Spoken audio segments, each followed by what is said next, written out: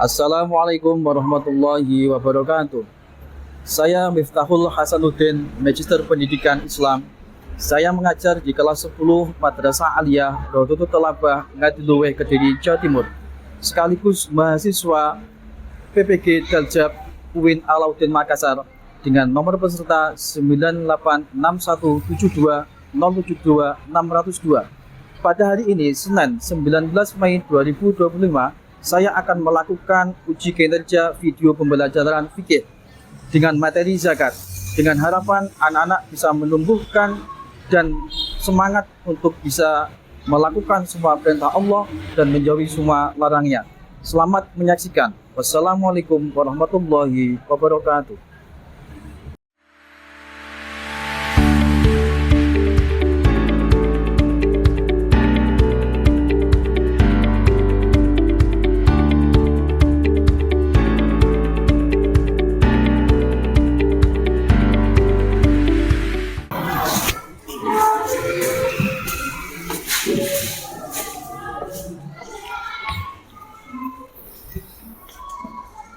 Assalamualaikum warahmatullahi wabarakatuh. Waalaikumsalam warahmatullahi wabarakatuh. Teman-teman, sebelum belajar sebaiknya kita berdoa dulu. Semuanya harap berdiri. Berdoa mulai. Bismillahirrahmanirrahim.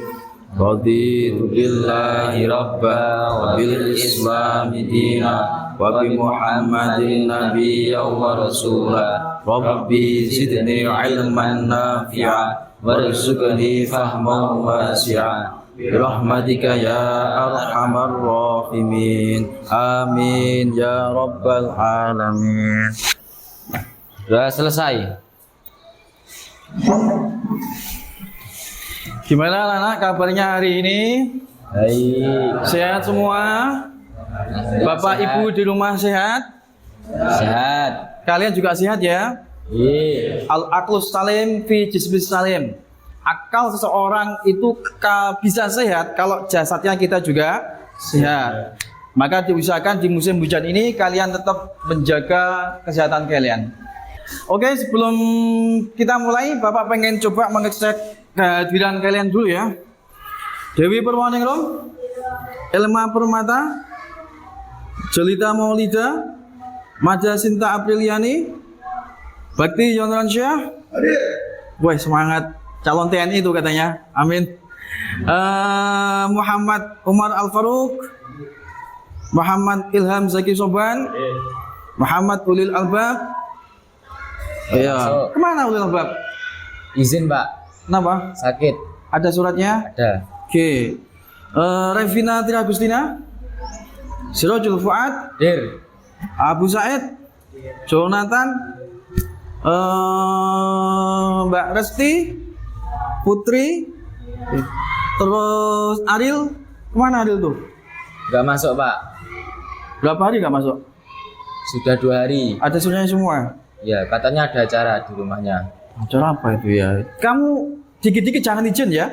Dikit-dikit. Karena nanti kita kalau kuliah itu kita harus melampirkan raport. Nah, raport itu menjadi pertimbangan diterima tidaknya kita. Jadi kalau kalian A-nya banyak, otomatis kampusnya juga tidak akan mau menerima kalian. Jadi diusahakan bisa masuk gitu ya. Oke, kalau terpaksa nggak bisa masuk, sakit, pakai surat. Oke, yang terakhir Mbak Diana, kemana nggak masuk? Alfa, Pak. Dia. Ada izin. Ya. Berapa hari dia? Baru sekarang, Pak. Oh, ya. Ya udah, nggak apa-apa. Yang penting jaga kesehatan ya. Kalian jangan sampai bermalas-malasan, jangan dikit-dikit manja nggak masuk, repot dikit nggak masuk, ya. Belajar itu adalah prioritas kita sebagai generasi pemuda. Oke, untuk yang lain itu nomor sekian. Oke, sebelum kita mulai materi, Bapak pengen mengecek dulu tentang kerapian kalian.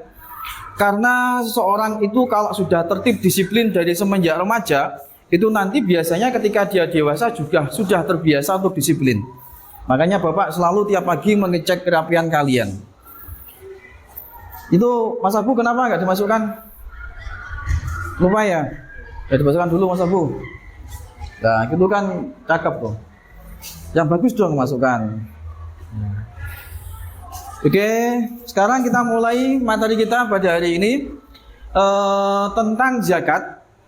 Sebelum Bapak mulai ke sub materi, coba dipersiapkan dulu perlengkapan belajar kalian. Mungkin ada buku panduan, kemudian LKS atau buku tulis, coba kita persiapkan. Jangan sampai tidak bawa buku ya. Sudah?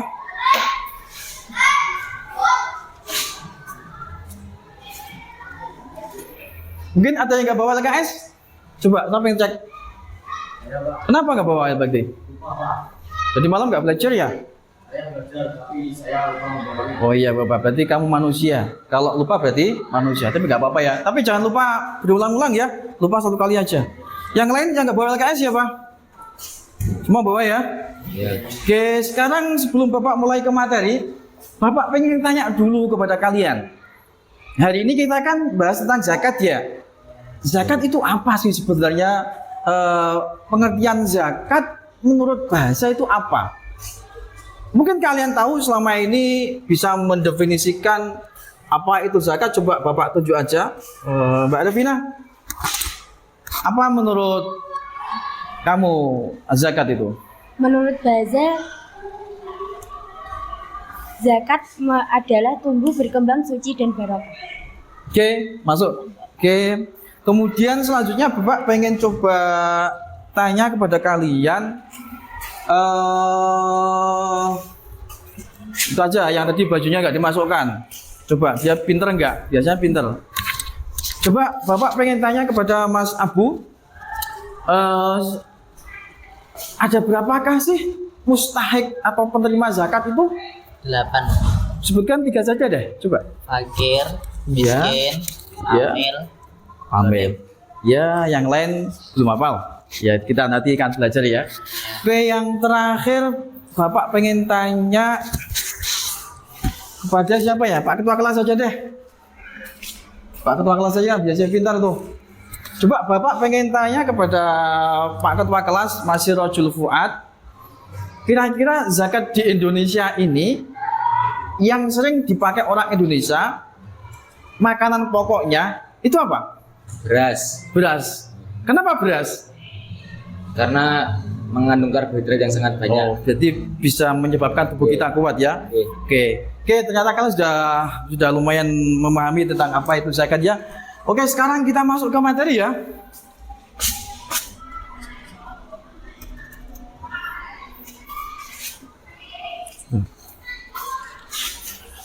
Oke, mungkin sebelum kita masuk ke materi, nanti kalian persiapkan, Bapak akan menyampaikan materi lewat PowerPoint ya. Jadi di dalam fikih itu ada beberapa pembahasan, diantaranya yaitu adalah zakat. Kemudian di dalam fikih juga dibahas tentang masalah haji, juga dibahas tentang masalah umroh, juga dibahas tentang masalah wakaf. Pada hari ini kita akan fokus dulu kepada permasalahan zakat. Tadi sudah disampaikan oleh saudara Vina, tadi dia sudah memberikan beberapa pemahaman yang sudah didapatkan dari dirinya. Sebenarnya apa sih definisi zakat itu? Coba kalian cek, nanti yang penting dicatat ya, biar nggak ketinggalan. Definisi zakat secara bahasa atau etimologi, zakat berarti suci. Ya udah betul tadi ya. Kemudian zakat berarti tumbuh. Zakat berarti berkembang. Zakat berarti berkah. Zakat berarti bersih. Itu semua berkaitan dengan harta kita, berkaitan dengan jiwa raga kita, berkaitan dengan karakter perilaku kita, baik kepada keluarga, kepada teman, dan kepada siapapun. Itu mengefek kepada 3 itu, pada harta kita, pada jiwa kita, pada perilaku kita. Oke. Kemudian kalau menurut istilah, zakat itu adalah kadar harta tertentu yang diberikan kepada seseorang yang berhak menerimanya. Jadi tidak semua orang berhak menerima zakat. Hanya orang tertentu yang berhak menerima zakat atau lebih familiar disebut dengan nama mustahik, ya, dengan syarat tertentu. Kemudian apa sih macam-macam zakat itu? Yang pertama ada zakat nafas atau zakat fitrah yang biasanya kita lakukan ketika kita di bulan Ramadan, ya. Kemudian ada lagi zakat mal, itu zakat tentang cara menghitung bagaimana seseorang itu mengeluarkan harta bendanya, atau zakat mal. Nanti di belakang kita sampaikan secara detail. Kemudian zakat tijarah atau zakat perdagangan. Jadi seseorang kalau berbisnis itu juga berkewajiban zakat dengan kriteria nisab dan haul. Kemudian nomor 4 adalah zakat zuru' atau zakat pertanian. Para petani di desa itu ada yang menanam padi, menanam jagung, itu mereka berhak untuk zakat. Kemudian ada zakat profesi. Contoh, Pak Hasan sebagai pegawai mungkin kalau ternyata dihitung kok ternyata masuk nisab, berarti Pak Hasan wajib mengeluarkan zakat nomor 5, namanya zakat apa? Profesi. Jadi orang tua kalian tuh mungkin ada yang profesinya sebagai dokter, ada yang jadi guru dan sebagainya. Kalau sudah nisab, maka mereka wajib zakat. Detailnya akan kita sampaikan di belakang. Ada lagi zakat rikas atau zakat barang temuan berharga. Orang mungkin menemukan harta emas bekas peninggalan kerajaan, ternyata itu bernilai ratusan juta, maka orang itu juga berhak untuk mengeluarkan zakat. Kemudian yang nomor 7 adalah zakat hewan ternak. Kemudian zakat lukut atau istilahnya lebih familiar adalah zakat emas dan perak. Oke, kemudian kita sekarang fokus ke zakat fitrah dulu, anak-anak. Fitrah itu artinya adalah sifat pembawaan sejak lahir. Nah, secara istilah atau terminologi, fitrah itu adalah kadar harta yang diberikan kepada yang berhak menerimanya. Tentunya dengan beberapa syarat untuk membersihkan diri dari perbuatan kotor dan keji, khusus bagi orang yang sedang melaksanakan ibadah di bulan suci Ramadan. Oke. Kemudian hukum zakat fitrah. Mengeluarkan zakat fitrah itu adalah hukumnya wajib bagi setiap muslim, fardu ain. Jadi kalau fardu ain itu berarti setiap individu. Kalau fardu kifayah itu berarti kalau ada beberapa orang melakukan, berarti yang lain sudah gugur untuk tidak melakukan tidak apa-apa. Berupa makanan pokok, daerah tersebut sebanyak 3,1 liter atau kalau dikonversikan menjadi 2,5 kilo. Ada beberapa pendapat ulama yang mengatakan 2,7 dan sebagainya. Akan tetapi Syafi'iyah itu mengatakan 2,7. Syarat wajib zakat fitrah. Yang pertama, orang itu harus Islam, ya. Jadi kalau ada orang tidak Islam, non muslim, berarti dia tidak wajib untuk zakat fitrah. Kemudian yang selanjutnya adalah masih hidup atau menjumpai saat terbitnya matahari Ramadan dan malam Idul Fitri. Jadi si manusia itu, entah itu anak kecil, orang tua, wanita, perempuan, tua, muda, kalau pernah menjumpai satu masa di bulan suci Ramadan, juga menjumpai satu masa di bulan Syawal, maka dia sudah wajib untuk mengeluarkan zakat fitrah. Tapi kalau cuma memenangi atau menemui satu masa saja, satu Ramadan saja, tapi dia tidak menjumpai Syawal, maka dia tidak wajib zakat. Bisa dipaham? Oke, pintar-pintar semua ya. Kemudian syarat selanjutnya adalah mempunyai kelebihan makanan untuk dirinya dan keluarganya pada malam hari raya Idul Fitri. Jadi kalau semisal ada orang Islam pada malam itu, jadi 29 Ramadan, dia tidak mempunyai beras sama sekali yang bisa dimasak, berarti orang itu wajib zakat fitrah enggak? Karena dia tidak mempunyai makanan untuk hidup di malam hari raya. Oke, kemudian selanjutnya landasan zakat atau dalilnya zakat itu apa sih referensinya? Di Quran itu dijelaskan surat At-Taubah, a'udzubillahi minasyaitonirrajim. khudh min amwalihim shadaqatan tutahhiruhum wa tuzakkihim biha wa shalli 'alaihim inna sholataka sakanul lahum wallahu sami'un 'alim. Yang artinya, ambillah zakat dari sebagian harta mereka, dengan zakat itu kamu akan membersihkan, kamu akan mensucikan mereka dan mendoakan untuk mereka, sesungguhnya doa kamu itu ketentraman jiwa bagi mereka, dan Allah Maha mendengar lagi Maha mengetahui apa yang kita lakukan. Al-ayat surat At-Taubah ayat 103. Ini dasar dalil kewajiban zakat fitrah kepada orang Islam.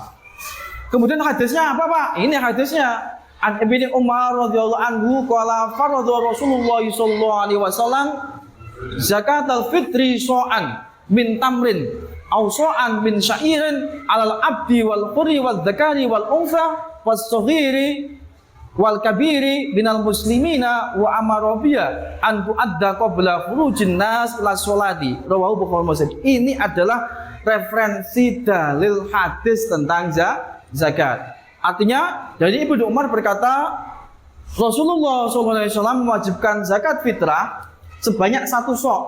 Jadi 2,5 kilo kurma atau gandum atas setiap hamba atau orang merdeka, laki-laki atau perempuan, kecil atau besar dari orang Islam. Kemudian beliau menyuruh melaksanakannya sebelum orang-orang itu pergi untuk melakukan sholat Idul Fitri. Nah, sekarang waktu pembayaran zakat fitrah. Ada 5 kategori waktu ketika seseorang membayarkan zakat fitrahnya. Ini Bapak ambil dari kitab Fathul Qorib. Yang pertama adalah waktu Jawas. Waktu Jawas itu adalah waktu awal bulan Ramadan. Jadi kalau ada orang Islam tanggal 1 Ramadan dia pengen zakat fitrah, boleh atau tidak? Boleh ya, karena sudah masuk bulan Ramadan. Oke. Yang kedua adalah waktu wajib, yaitu waktu terbenamnya matahari di akhir bulan Ramadan. Ya, wajib harus dia bayar zakat fitrah tuh. Kemudian yang ketiga adalah waktu fadilah, waktu yang lebih utama untuk melaksanakan zakat fitrah. Itu adalah malam 1 Syawal. Jadi setelah waktu wujub. Ya. Waktu fadilah itu adalah waktu setelah matahari terakhir bulan Ramadan itu terbenam. Nah, maka masuk waktu fadilah, waktu utama. Yang keempat adalah waktu karohah atau waktu makruh untuk seseorang membayar zakat fitrah, yaitu adalah setelah terbitnya matahari 1 Syawal. Jadi sudah masuk isu-isu 1 Syawal, matahari terbenam, ya matahari terbit ya, maka namanya waktu karohah. Kemudian yang kelima, waktu hurumah atau waktu haram, yaitu setelah orang-orang Islam menjalankan sholat Idul Fitri, kemudian orang itu baru menunaikan zakat fitrahnya. Maka orang itu membayar zakat fitrah ketika selesai sholat Idul Fitri, maka orang itu masuk kategori waktu haram atau waktu hurumah. Oke, sekarang manfaatnya apa sih Pak? Manfaat zakat fitrah yang pertama adalah membuat gembira orang yang lemah dan tidak mampu pada saat hari raya. Kemudian yang kedua, membersihkan diri dari sikap egois. Yang ketiga, mengungkapkan rasa syukur kepada Allah Subhanahu wa taala atas nikmat yang telah diberikan kepada kita. Yang keempat, mencegah orang-orang miskin melakukan kejahatan. Jadi harapannya ketika Idul Fitri jangan sampai terjadi kriminalisasi. Orang Islam semua sedunia harus merasakan kebahagiaan. Yang kelima, hubungan kasih sayang antara pemberi dan penerima zakat akan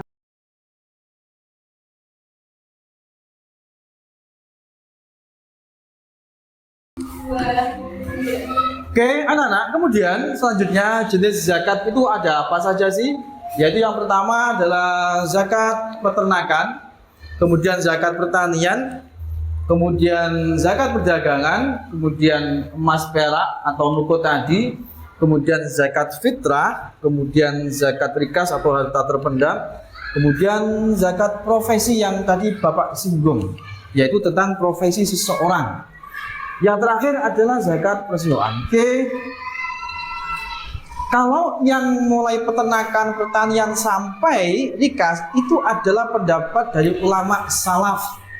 ulama salaf itu adalah ulama zaman dahulu. Kalau yang profesi sama persewaan itu adalah ulama kontemporer. Syekh Wahbah Az-Zuhairi dan Syekh Yusuf Al-Qaradawi itu termasuk beliau-beliau adalah ulama kontemporer.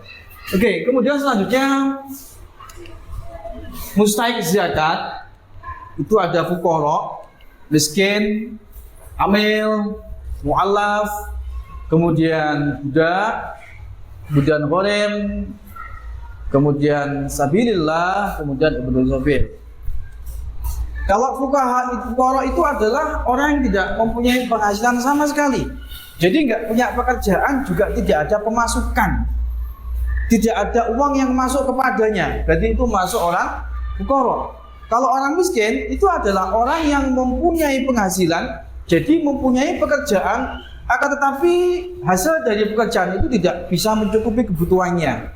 Jadi orang miskin. Kalau amil itu adalah petugas pengumpul zakat yang mereka punya kewajiban untuk mendistribusikan zakat, dan amil itu dianggap resmi oleh pemerintah. Kalau mu'alaf itu adalah orang yang diharapkan nanti sudah masuk Islam pasti, kemudian budak, kemudian gharim itu adalah orang yang berhutang, dan sabilillah adalah perang fisik membela agama Islam. Perlu kita ketahui anak-anak, di dalam konsep sabilillah sendiri, para ulama itu berbeda pendapat. Ada yang mengatakan sabilillah itu adalah orang yang mengangkat senjata berangkat ke medan perang. Kemudian juga ada ulama yang mengatakan orang yang berjuang di jalan Allah untuk menegakkan lillahi kalimatillah. Jadi ada dua pendapat seperti itu ya. Kemudian selanjutnya adalah ibnu sabil, itu adalah orang yang kehabisan bekal ketika dia dalam perjalanan untuk kebaikan. Oke.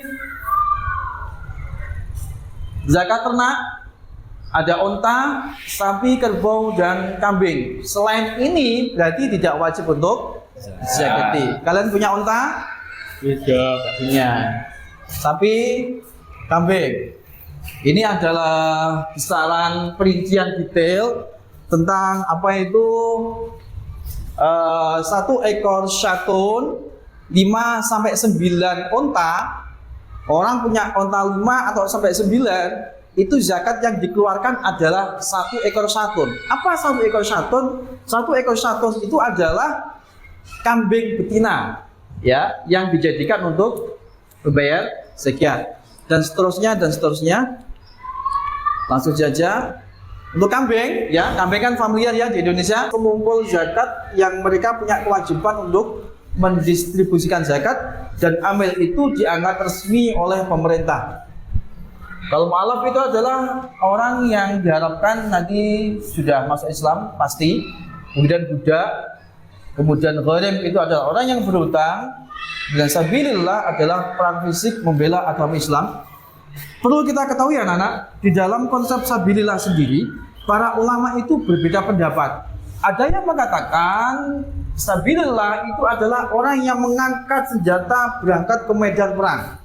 Kemudian juga ada ulama yang mengatakan orang yang berjuang di jalan Allah untuk menegakkan lillahi kalimatillah. Jadi ada dua pendapat seperti itu ya. Kemudian selanjutnya adalah ibnu sabil, itu adalah orang yang kehabisan bekal ketika dia dalam perjalanan untuk kebaikan. Oke. Zakat ternak ada unta, sapi, kerbau, dan kambing. Selain ini berarti tidak wajib untuk zakati. Kalian punya unta? Tidak. Punya. Sapi, kambing. Ini adalah kisaran perincian detail tentang apa itu 1 ekor syatun, 5 sampai 9 unta. Orang punya unta 5 atau sampai 9, itu zakat yang dikeluarkan adalah 1 ekor syatun. Apa 1 ekor syatun? 1 ekor syatun itu adalah kambing betina. Mustahik itu adalah orang yang berhak untuk menerima zakat. Yang pertama adalah orang fakir, kemudian miskin, kemudian amil, kemudian mu'allaf, kemudian raqiqah atau kemudian gharim, kemudian sabilillah, kemudian Ibnu Sabil. Jumlahnya ada berapa? 8. Dihafalkan anak-anak ya. Oke, semoga kita jadi orang yang semangat untuk membayar zakat kita. Diberikan kepada siapa? Mustahik yang jumlahnya ada. Oke. Yang kedua adalah zakat tanaman. Apa saja yang wajib dizakati? Jenis, kemudian nisabnya, kemudian waktu pembayarannya, kemudian zakat. Ada jenis buah, kemudian biji-bijian. Kalau dari buah itu masuk kategori anggur, kemudian kurma, kismis. Kalau biji-bijian itu masuk gandum, jelai, beras, jagung. Berarti yang ada bijinya itu loh ya. Nah, nisabnya berapa? Untuk beras nisabnya 815 kilo. Kalau gabah itu 1323 kilo. Waktu tiap panen ya. Jadi nggak harus nunggu haul atau tahun. Setiap panen dia wajib zakat kalau sudah mencapai ini nisab. Oke. Zakat ada kalanya 5% kalau itu sistem pengairannya itu diairi dengan menggunakan air yang gratis. Kalau 10% itu tidak diairi. Ini namanya apa ini? Anggur. Kemudian apa ini? Kurma. Kemudian apa ini? Gandum. Oh, udah tahu ya, gandum. Kemudian apa ini? Beras. Ini adalah sesuatu atau benda yang tanaman yang dizakati. Oke, kemudian mencari prosentase dua model pengairan. Ini mungkin jarang orang tahu ya. Coba kalian perhatikan biar paham cara untuk mengetahui prosentasenya. Jadi cara menghitung dan menentukan prosentase zakatnya adalah sebagai berikut. Ketika sistemnya dual model. Yang pertama pakai rumus UT. Coba yang penting ditulis ya, yang rumus ini. UT itu adalah umur tanaman. Kita singkat pakai UT. Kemudian untuk pengairan yang tanpa biaya atau disingkat dengan AT itu zakatnya 10% yang tanpa biaya atau 1/10. Kemudian untuk pengairan yang dengan biaya, contohnya pakai diesel, itu zakatnya adalah 5% atau 1/20. Sekarang prosentase zakat pengairan ganda atau kita singkat dengan Z1 ini yang kita cari. Z1-nya berapa? Kalau sistem pengairannya ganda. Oke, coba. Kalau UT umur tanaman, jadi padi itu umurnya berapa? Padi 4 bulan atau 5 bulan? 4 bulan ya. Jagung juga sama kurang lebih 4 bulan. Kita singkat dengan UT. Rumusnya itu adalah AT tadi. Kemudian sehingga AT itu adalah pengairan yang tanpa biaya 2 bulan. Jadi 2 bulan sepetani itu gratis, airnya nggak bayar. Kemudian yang AB atau pengairan yang berbayar itu juga 2 bulan. Terus bagaimana zakatnya? Padahal tadi disampaikan ada yang 10%, ada yang 5%. Kalau dual bagaimana Pak? Sekarang kita kaji dulu. Z1 berapa? Nah, jadi begini, Z1 untuk mencari Z1 atau zakat yang sistemnya 2 itu adalah rumusnya AT. Kalian tulis gak apa-apa tuh. AT per UT dikali 1/10, kemudian ditambah AB plus UT dikali 1/20. Sehingga hasilnya adalah 2/4 dikali 1/10 ditambah 2/4 dikali 1/20. Kayak matematika ya. Kemudian sehingga hasilnya 2/40 ditambah 2/80 sehingga menghasilkan 3/40. Nah, dari 3/40 ini kita cari persennya. 1/20 ditambah 1/40 sama dengan 2 tambah 1 sama dengan 3 itu. Kemudian 40 kita tahu sini sehingga ketemu 3/40. Kemudian 3/40 kalau kita kalikan 100 sama dengan 300/40. Sehingga ketemulah ini berapa?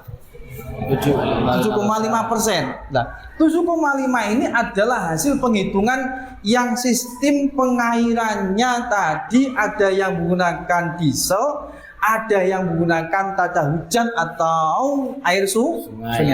Ketemunya berapa, Cah? 7,5%. Pinter semua ya. Oke, dipahami itu. Coba kalian tulis. Nanti kita akan presentasi lagi ya. Kita coba untuk memecahkan kasus. Ya. Contoh, ya ini contohnya. Seseorang petani hasil panennya itu 1 ton 500 kilo.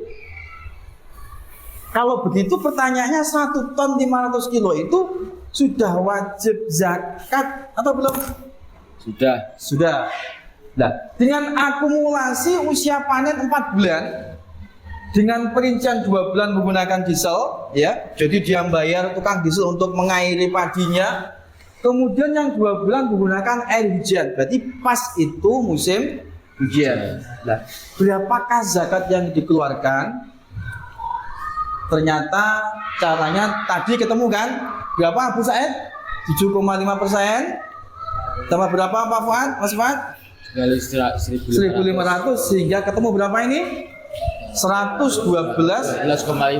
Ini adalah zakat yang dikeluarkan oleh petani yang sistem pengairannya double. Oke, bisa dipahami anak-anak? Bisa. Oke, pintar semua. Amin amin amin. Oke, keterangan tambahan ini penting.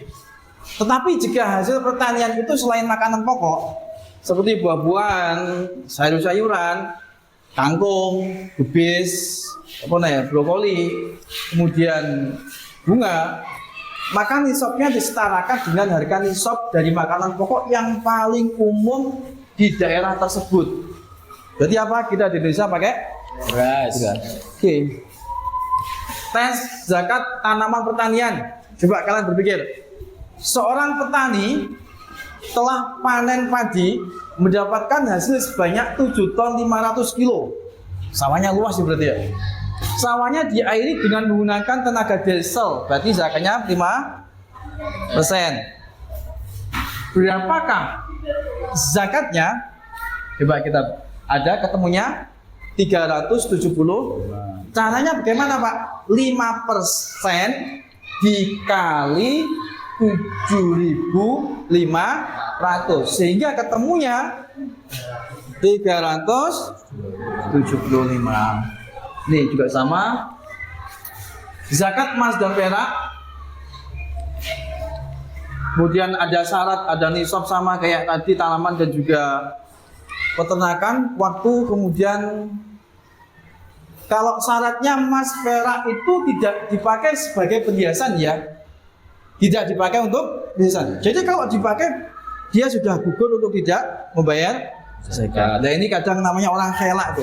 Khela itu apa? Khela itu adalah mengakali hukum agar dia tidak berkewajiban zakat. Terus bagaimana Pak? Secara fikih itu boleh, tapi nanti di akhirat sama Allah dia akan ganti di khela sama Allah.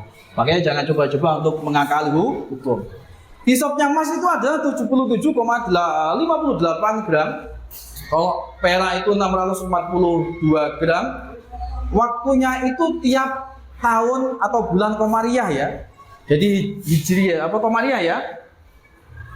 Kemudian zakatnya itu adalah 2,5%. Ya. Berapa? 2,5%.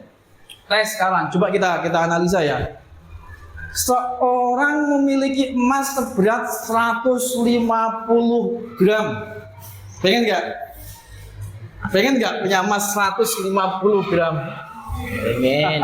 Pengen ya? Telah dimiliki selama 1 tahun. Pertanyaannya, hitunglah berapa gram besar zakatnya. Berarti ketemunya 3,75. Caranya bagaimana? 2,5 dikali dengan 150. Jadi ketemunya berapa? Oke. Juga sama itu contohnya. Oke, mungkin kita selesai. Ternyata tidak terasa semangatnya kita belajar. Calon-calon penerus generasi bangsa Indonesia.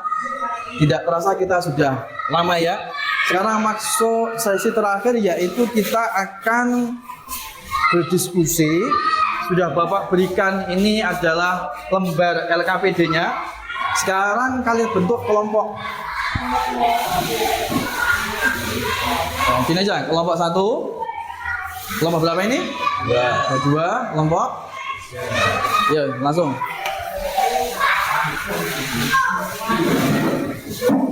Ini itu.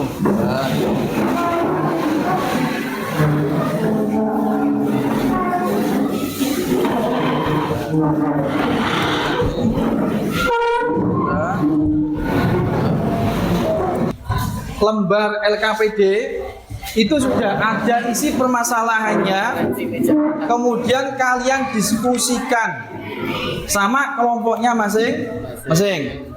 Ini yang kelompok 1, ini lembarnya. Kemudian yang kelompok 2 ini didiskusikan kelompok ya. Kemudian yang kelompok 3 nih dikerjakan ya. Didiskusikan. Sekarang kita mulai dengan bacaan Bismillahirrahmanirrahim.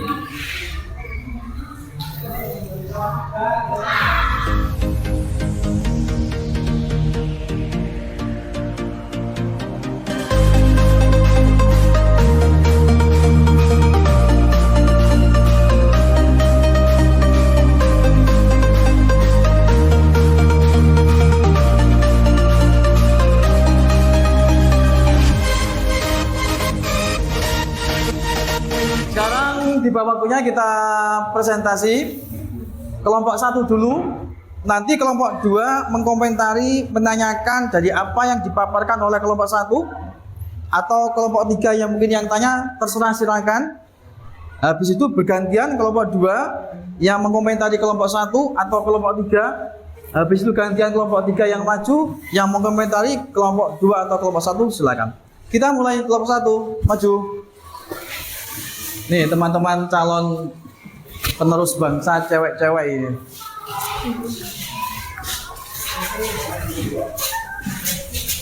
Gak sini lah itu.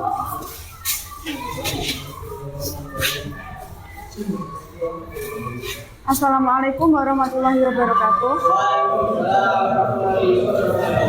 Kami dari kelompok 1 akan mempresentasikan hasil kelas kerja kelompok kami. Dari pemaparan materi yang Pak Hasan sampaikan dan menganalisis pertanyaan yang ada pada LKPD, maka kelompok kami memberikan penjelasan sebagai berikut. Zakat fitrah merupakan zakat yang harus dikeluarkan setiap Islam pada saat menjelang Hari Raya Idul Fitri. Meskipun juga dikeluarkan ketika awal Ramadan hingga selesai. Diriwayatkan dari Abu Umar radhiyallahu anhu dalam hadis riwayat Bukhari dijelaskan bahwa Rasulullah mewajibkan umat Islam untuk menunaikan zakat fitrah. Saya ingin bertanya, solusinya bagaimana ketika membayar zakat fitrah tidak diperbolehkan memakai uang? Baik, izin menjawab dari pertanyaan 4. Panitia zakat atau amil menyediakan beras untuk dibeli oleh muzaki yang tadinya tidak membawa beras. Terima kasih. Pada pagi hari ini kita sudah menyelesaikan materi kita. Sama-sama kita ucapkan Alhamdulillahirabbil alamin. Sekarang kita berdoa bersama, akan dipimpin oleh Pak Mas Ketua Kelas.